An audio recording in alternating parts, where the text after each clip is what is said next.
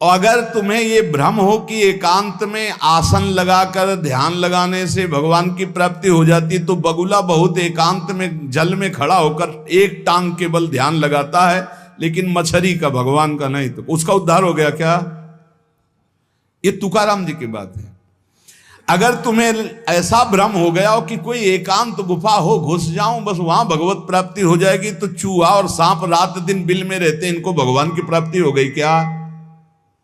तुकाराम जी से जब प्रश्न किया गया कि क्या गृहस्थाश्रम में भगवान की प्राप्ति ऐसे हो जाएगी जो विरक्तों को हो जाएगी, बहुत ध्यान से सुनिए, सिद्ध संत है, वो कह रहे हैं कि पागल मत बनो, भगवान की प्राप्ति भगवान के भजन करने से होती, वो गृहस्थी में भी हो जाएगी।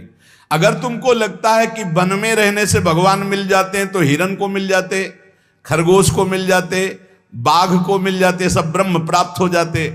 अगर तुमको लगता है कि एकांत में ध्यान लगाने से मिल जाते, तो बगुला जल में खड़ा होकर एक टांग केवल ध्यान लगाता है, लेकिन मछली आई गट्ट से खाया फिर शांत खड़ा है,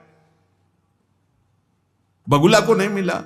फिर कहते हैं कि एकांत गुफा में घुसने से भगवान मिल जाते, तो चूहा और सांप बिलई में रहते हैं रात दिन, उनको भगवान मिल जाते। तो इसलिए हम तुमसे कह रहे हैं कि ये ची चपड़ की बातें छोड़ो। तुकाराम जी कह रहे हैं घर में विट्ठल का मंदिर बना, घर को ही विट्ठल का मंदिर बनाओ, ठाकुर विराजमान करो, आप सेवक हो जाओ, बढ़िया भोग लगा के पाओ, नाम कीर्तन करो, कथा वार्ता करो, अपने कर्म को भगवान को अर्पित कर दो, भगवान की प्राप्ति हो जाएगी। बहुत सहज है गृहस्थ में भगवत प्राप्ति करना।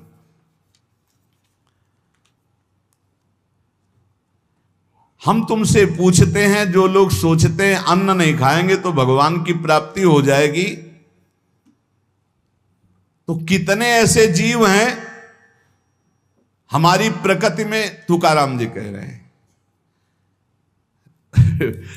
ये बड़े महापुरुष हैं, किसी के कहो सांप खाता अन्न, करे क्या धान बक भी, कपट भरा भीतर भरा उदर मल से, करे चूहा भी एकांत गदहा भी भभूत रमावे, तुका जल नक्रालय काग ही नहाय कहो। तो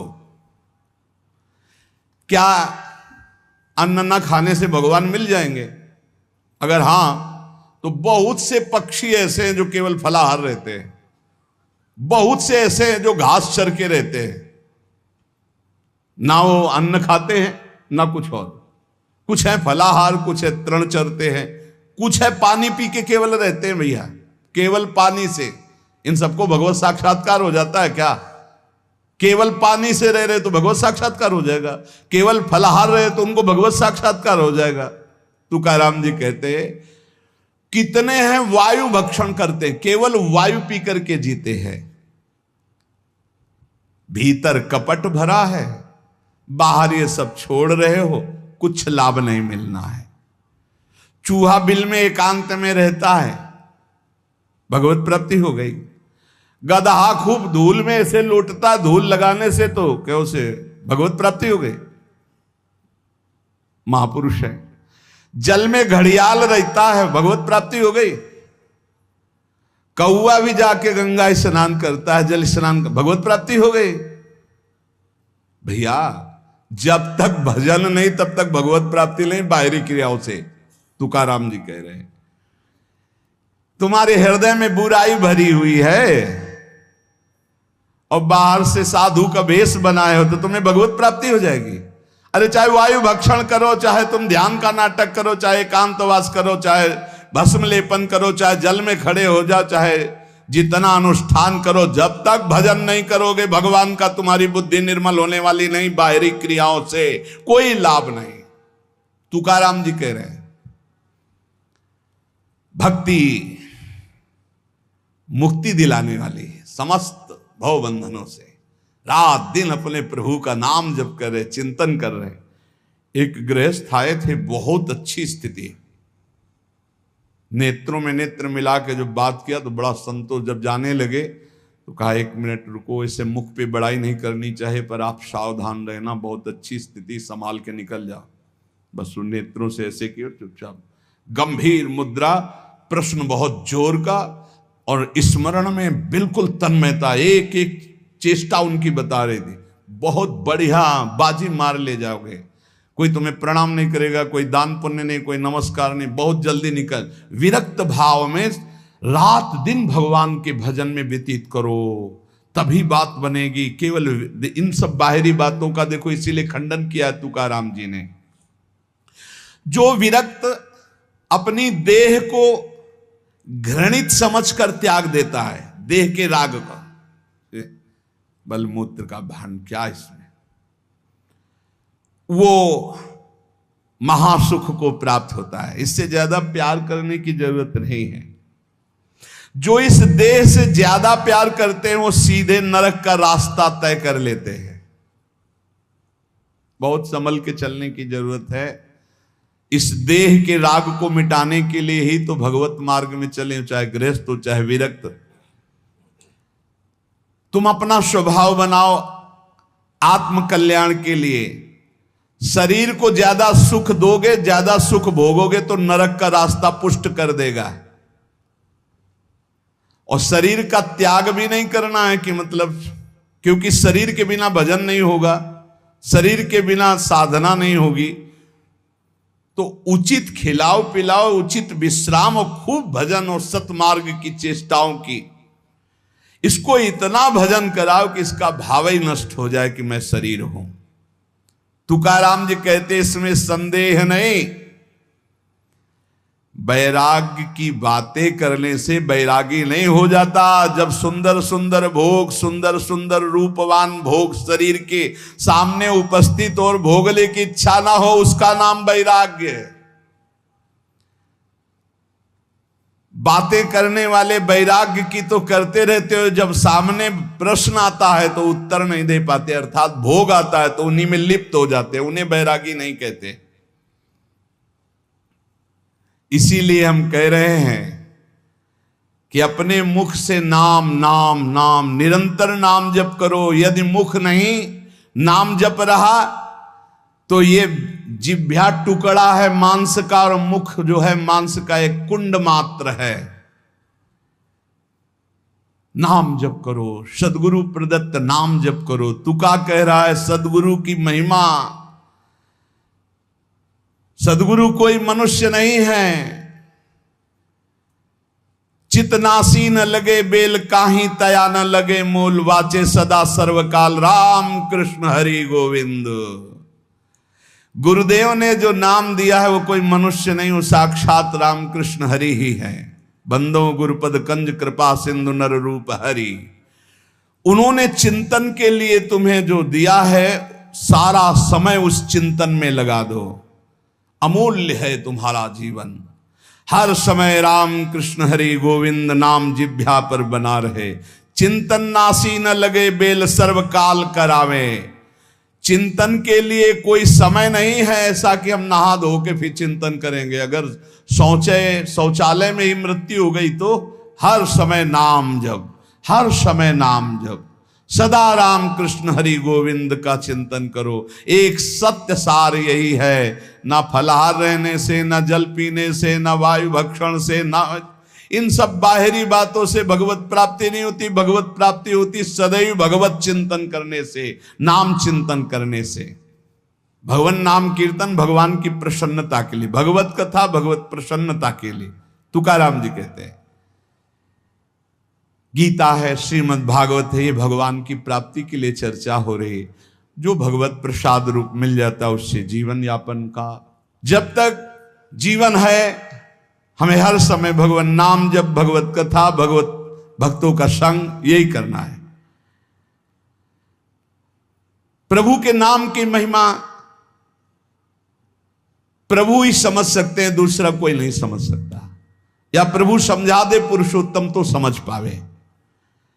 कर्म के फेर में पड़ा हुआ जीव अगर अट्टहास करके नाम पुकारने लगे तो कर्म बंधन नष्ट हो जाए। राधा राधा राधा जोर से चीख चीख कर, तो बोले कर्म बंधन विध्वंस होते हैं। जितने के कानों में नाम पड़ेगा सबका मंगल होता चला जाएगा।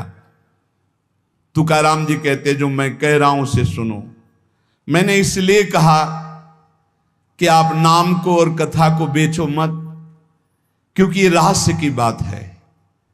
इससे श्री कृष्ण अधीन हो जाते हैं। विठोबा का नाम, विठोबा की कथा विठोबा को अधीन कर लेते हैं। महापुरुषों के वचन समझने हैं। जैसे सत स्त्री के अधीन उसका पति हो जाता है, उसके आचरण, उसका व्यवहार अपने पति को अधीन कर ले, ऐसे सद्भक्त भगवान को अधीन कर लेते हैं। यहां तुकाराम जी भगवान की अधीनता के लिए कह रहे हैं, तुम अपने परमार्थ को खो मत। तुकाराम कह रहे हैं धन के अधीन हो जाना, काम के अधीन हो जाना, नरक की यात्रा करना है। इसलिए विठोबा के अधीन हो जाओ, रात दिन नाम कीर्तन करो, तुम्हारी वांछा पूर्ण हो जाएगी, तुम्हारी मनोकामनाएं पूर्ण हो जाएंगी।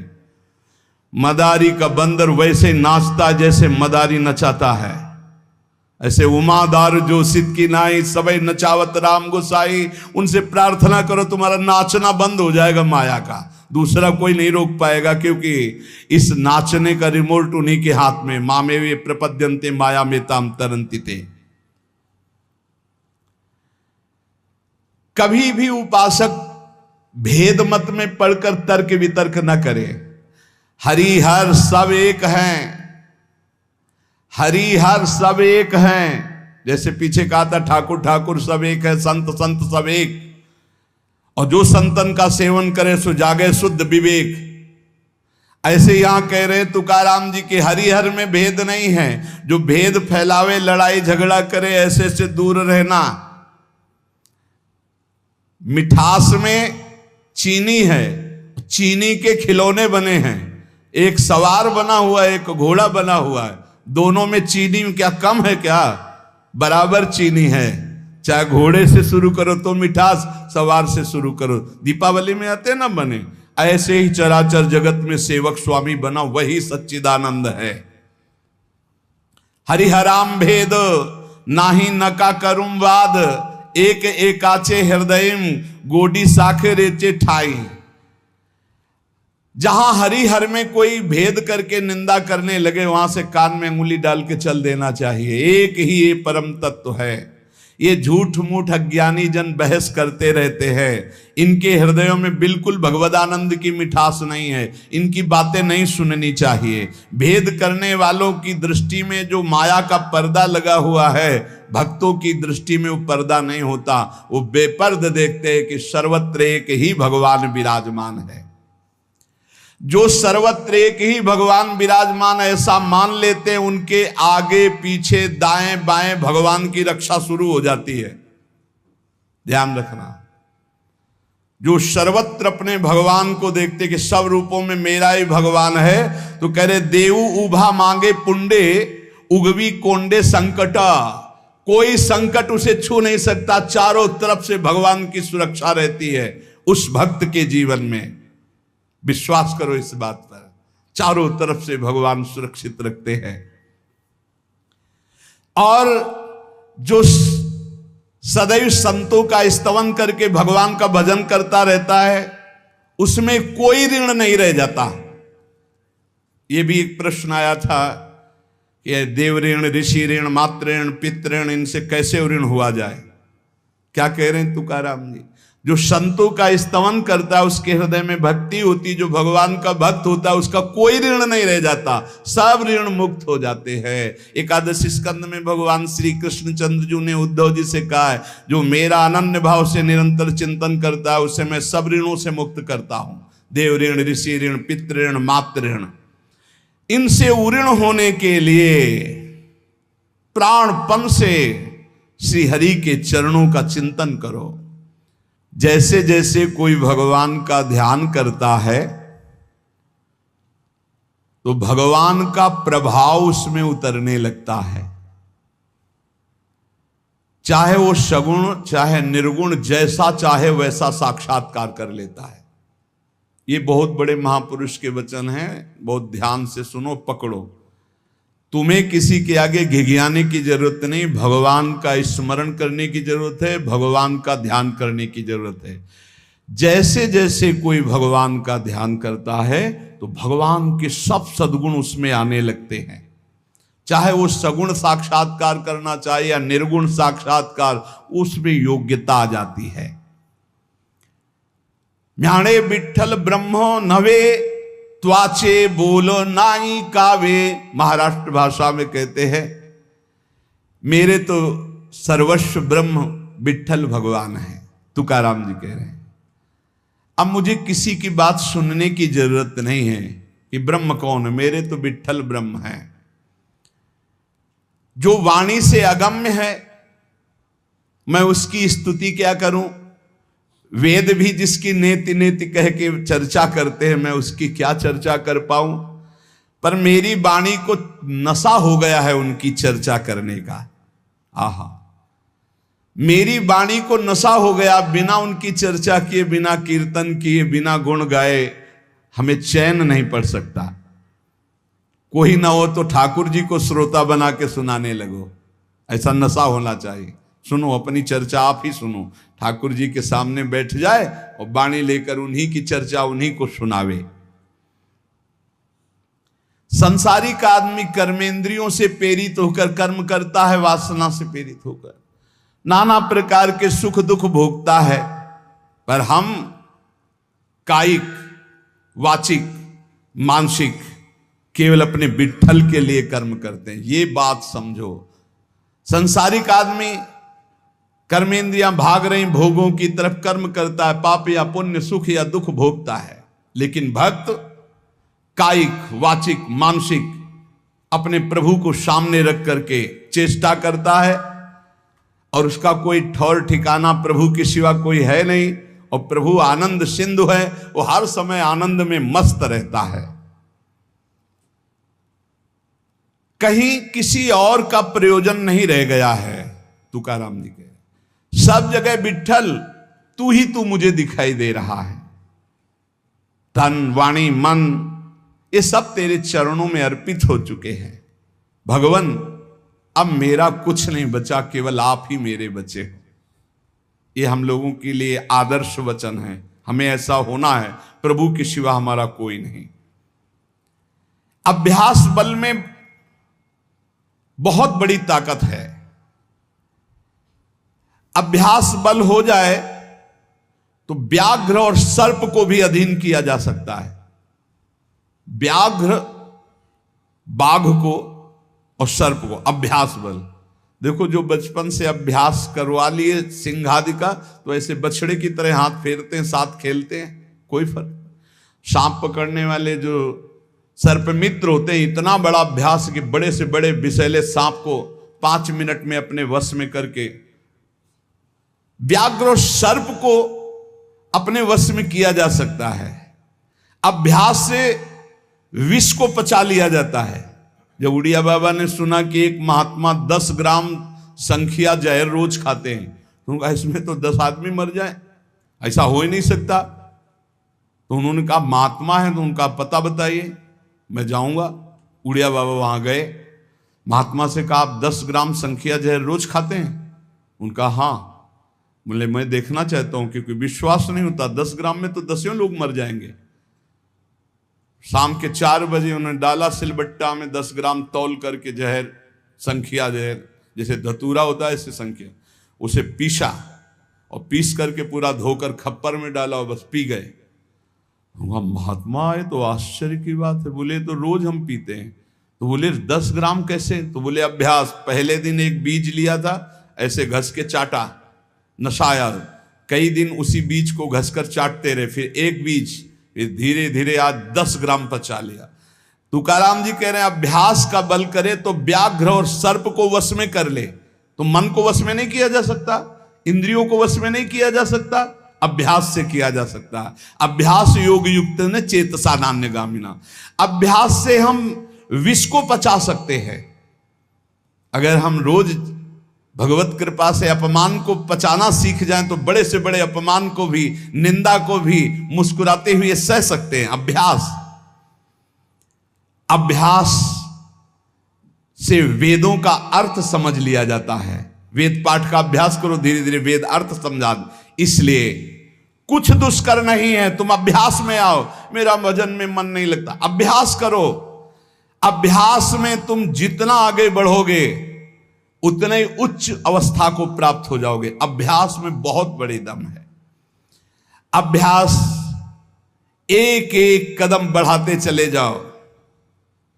अभ्यास, एक एक इंद्रियों पर विजय प्राप्त करते चले जाओ। अभ्यास असाध्य को भी साध्य कर दे। इसका कारण तुका कहता है कि अभ्यास भजन का कर लो तो आप सिद्ध हो जाओगे। अभ्यास से सब कुछ हो जाता है।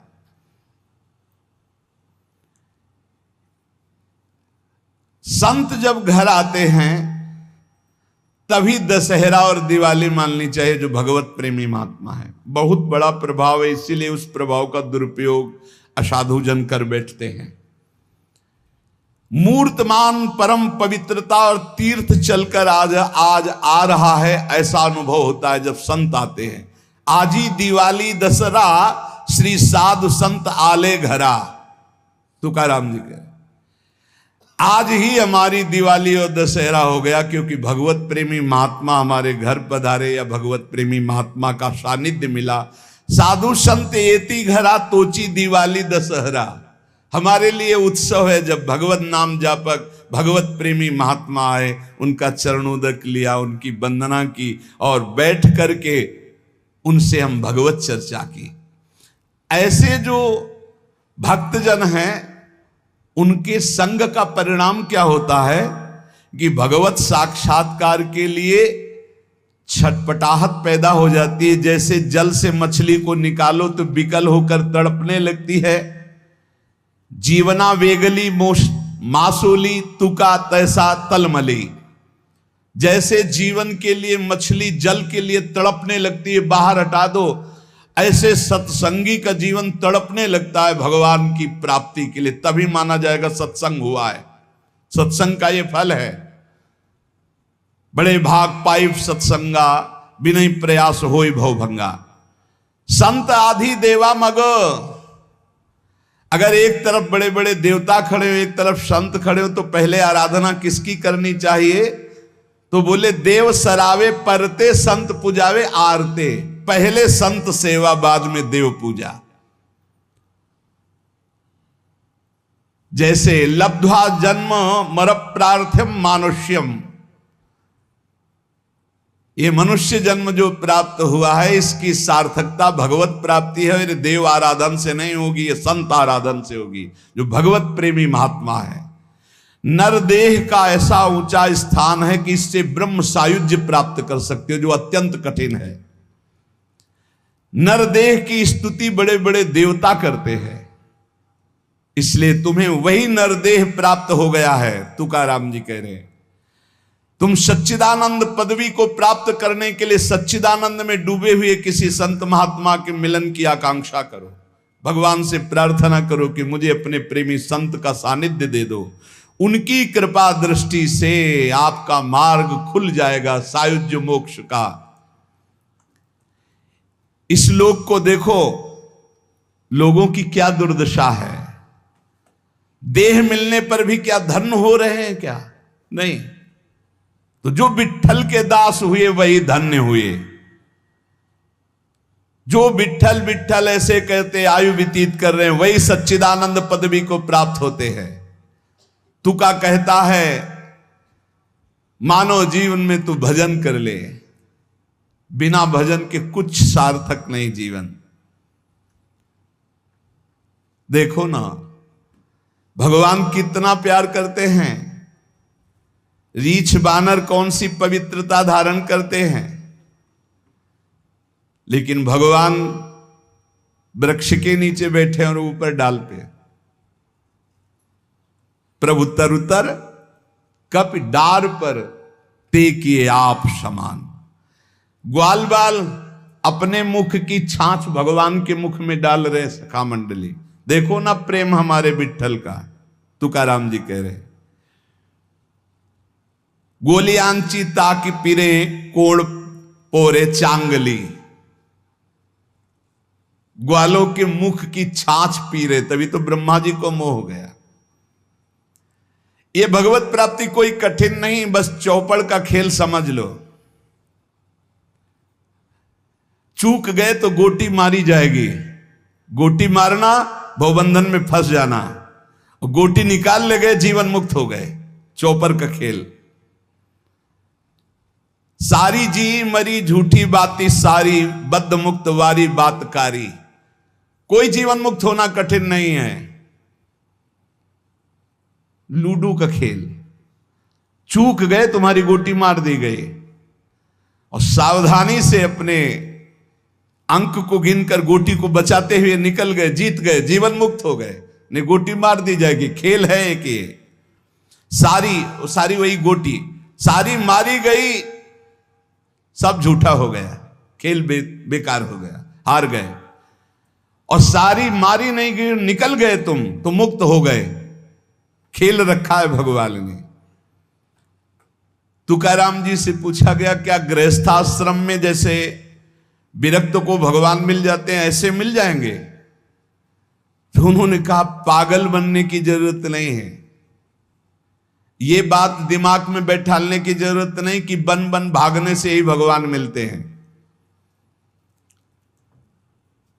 अपने लोगों के भाग्य में ये मार्ग लिखा था, पर हम आज भी अनुभव करके ही कहते हैं। जो आज दुर्दशा देख रहे हैं, उस दुर्दशा से हम कह रहे हैं कि घर में रहकर धर्म पूर्वक आचरण करते हुए भजन करने से बहुत लाभ मिलेगा। विरक्त मार्ग बहुत ही मतलब आग पे चलने का मार्ग है, खिलवाड़ नहीं है। आप ये समझ लो, खिलवाड़ नहीं। सफीपुर एक गंगा किनारे स्थान है, तो वयोवृद्ध महात्मा सन्यासी रहते थे। तो उनके घर के कुछ लोग गुड़ और ये सामग्री लेके गए, तो उनका गंगा जी में डाल दो या किसी और को दे देना। नहीं, मुझे आपका एक भी अन्न का टुकड़ा नहीं, मैं विरक्त हूं, आपका सेवन नहीं कर सकता। और आप यहां से कुछ एक भी टुकड़ा लेने की सोचना मत। आप ऐसे खरे स्वभाव वाले संतों को देखा कि अपने विरक्त मार्ग के पंथ के जो नियम हैं वो बड़े कट्टर भाव से निर्वाह करने वाले। आज समझे में नहीं आता, हमसे चूक हो जाती है। तो जो हमें विरक्त मार्ग से चलकर लाभ मिलना था वो नहीं मिल पाता। श्री तुकाराम जी कह रहे हैं, वन में यदि भगवान होते तो हिरण को भगवान मिल जाते, तुकाराम जी की वाणी है। खरगोश को मिल जाते, बाघ को मिल जाते, ये सब भगवत प्राप्त हो जाते। देखो, जब आनंद मिलेगा तब मन पंगु हो जाएगा। जैसे भौरे में बहुत बड़ी ताकत है कि चाहे जितना मजबूत काठ हो, वो बड़े मौज से खेलते खेलते उसमें छेद कर देगा। जब कमल की पराग वृत्ति में वो पहुंचता है तो थोड़ा सा भी पराग को धक्का न लगे, शांत होकर बैठ जाता है। चाहे जीवन खोना पड़े, वो कमल की पंखुड़ी को नहीं काटता। ऐसे उदाहरण दे रहे, ऐसे ही तुम्हारा मन तब तक उद्दंडता करता रहेगा जब तक भगवत सुख नहीं मिलेगा। और जिस दिन इसे आनंद मिला, भगवद आनंद, ये बैठ जाएगा, इसका अस्तित्व खत्म हो जाएगा, ये बैठ जाए। निज सुख बिन मन होई कि थीरा, बिना आत्मानंद का अनुभव मिले मन स्थिर नहीं होगा, शांत नहीं होगा, विश्राम नहीं पाएगा। भौरे का दृष्टांत देकर के मन को समझा रहे कि मन भौरा है, भटक रहा है विविध भोगों में, बड़ा मजबूत है, बलशाली है, लेकिन ये तभी निर्बल बनेगा जैसे भौरा कमल में आ जाता है तो वहां अपना बल खो देता है। ऐसे ही श्री हरि चरणारविंद, हरि नाम, भगवद आश्रय, भगवत भक्ति, इसी में मन आनंद को प्राप्त होगा। तो आपको कहीं भागने की जरूरत नहीं। आपने सुना कि जंगल में भागने से क्या होगा, जल पीने से क्या होगा, फलाहार रहने से क्या। शांति से अपने घर को ठाकुर जी का मंदिर मान लो, खूब नाम कीर्तन करो, भगवत चर्चा करो, भगवान का सुमिरन करते हुए जीवन व्यतीत करो, इधर भी सुखी परलोक में भी सुखी। किसी से आशीर्वाद मांगने की जरूरत नहीं, दौड़ने भागने की जरूरत नहीं, हाहाकार मचाने की जरूरत। ये बहुत आनंद का जीवन है मानव दे। बस सुलझ जाओ, शांत हो जाओ, जहां तुम हो वहीं सब ठीक है। जो मिल जाए, रूखा सूखा फल है, अन्न है, जल है, जो मिल जाए प्राण पोषण करो, भगवान का चिंतन करो, सद आचरण करो, बड़ा आनंद में जीवन होगा। लेकिन आनंद से जीने के लिए असद आचरण करते हो, पापाचरण करते हो, आनंद की खोज में। कहाँ पापाचरण में आनंद है? इसलिए सद आचरण में आ जाओ, भगवद आश्रित हो जाओ, खूब नाम जप करो। भगवान मंगल भवन है, इस गेम से निकाल देंगे। बहुत बड़ा एक गेम है, बहुत बड़ा गेम है। जीतते जीतते हार जाओ, हारते हारते जीत जाओ। तो हम तो जीत गए। नागरी दास ही जन्म जितायो, बलिहारी बलिहारी हमारी सबही बात सुधारी। कृपा करी श्री कुंज बिहारी, और श्री कुंज बिहारी हमारी सबही बात सुधारी। राख्यो अपने वृंदावन में, बस खास बात बल गई। नहीं, आप क्या समझते हो? हाहाकार मचा हुआ, तांडव मचा हुआ है माया का। ये तो